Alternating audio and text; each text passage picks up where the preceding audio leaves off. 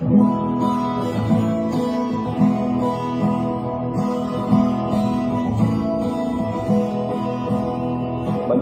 makinig, matuto. Manood, makinig at matuto. May aral natin ang kwento ng bayan ko.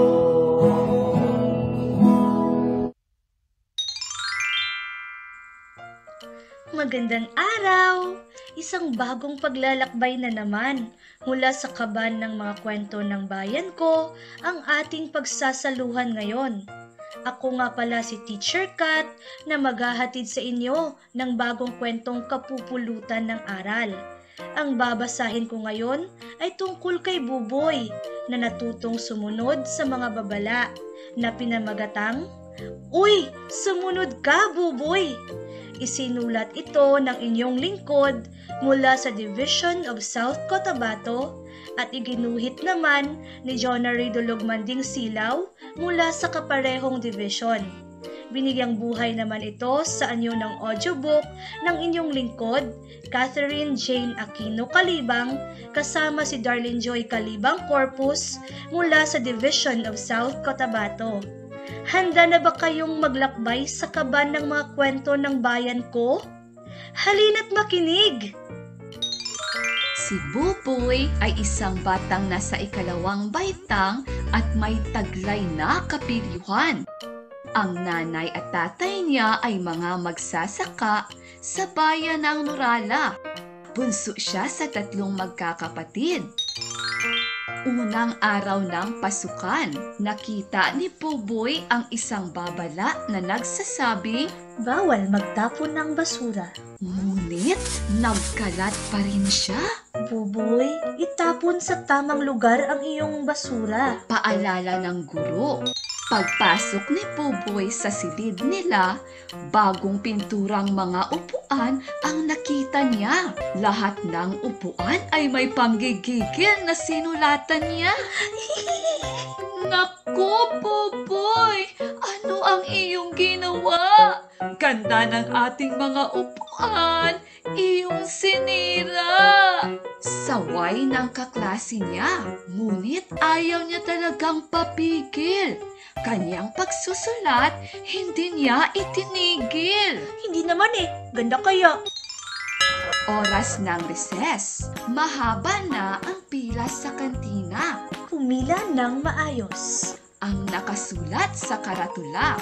Ngunit si Buboy ay biglang sumingit sa linya. Tabi! Sabay tulak sa mga batang nasa unahan niya. Aray, ano ba, Buboy? Pumila ka nga! Huwag ka kang manulak! Saway ng mga bata sa kanya. Oras na ng uwian. Si Buboy ay mabilis na lumusot sa pila at inunahang lumabas ang iba. Tabi! Lalabas ako! Habang pauwi na ang magkaibigang Buboy, Kukoy at Pupoy, Bawal pumasok, may aso sa loob. basa ni Kukoy sa babalang nasa bakod. Muli ay hindi naman sumunod si Buboy. Binuksan niya ang tarangkahan. Tahol ng malaking aso. Sila ay nagulat at agad na kumaripas ng takbo. Takbo! Nakakatakot naman yon. Di naman tayo naabutan Uwi na tayo, Buboy. Imbis na umuwi si Buboy, may naisip na naman siyang kapilihuhan. Pumasok sa internet shop na walang pag-aalinlangan. Ang saya dito! Manunood muna ako! Sabi niya sa sarili. Huwag dyan! Dali! Bilis! Ay, mali! Sobrang naaliw si Buboy sa panunood at hindi na malayang gabi na pala. Sa bahay ni na Buboy ay nagkakagulo na ang mga kapitbahay. Nanay! Naku! Pilyo ka talaga. Kanina ka pa namin hinahanap. Akala namin ay may nangyari na sa iyong masama. Sermon ni Nanay Tinay sabay yakap sa kanya. Ngunit ipinagwalang bahala ito ni Buboy. Wala namang nangyaring masama. Bulong niya sa sarili. Araw ng Sabado, si Buboy ay namasyal sa Rizal Park ng bayan. Pumasok siya sa isang pampublikong palikuran. Huwag mag-aksaya ng tubig. Sabi sa nakapaskil. Subalit, ang gripo ay kanyang binuksan hanggang bumaha sa buong palikuran. Ang lamig naman ng tubig! Siya ay sobrang natuwa dahil ang mali niyang nagawa walang ibang nakakita. Doon naman ako sa hardin. Bawal pumitas ng bulaklak. Sabi sa babala. Ito ay hindi niya pinansin.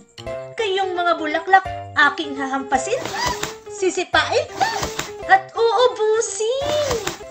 Ito ng gwardya sa kanya. Uy, boto! Huwag kang tumakbo! Dahil ayaw ni Buboy na mahuli, tumakbo siya papunta sa daan ng may karatulang. Bawal tumawid dito. Ang sabi sa babala. Naisa na niyang bumalik, ngunit Ang sakit! nahagip na siya ng bisikleta. Siya ay nadapa at nasugatan sa kamay at paa. Nanay ko! Ang gwardya ay agad siyang tinulungan at hinatid sa ospital ng bayan. Aray, ang sakit-sakit, dahan-dahan lang po! Sabi ni Buboy. Ginamot ng doktor ang mga sugat ni Buboy. Pinatawag ang kanyang nanay at siya'y sinundo at iniuwi sa bahay. Buboy, tingnan mo ang dulot ng iyong kapilyuhan.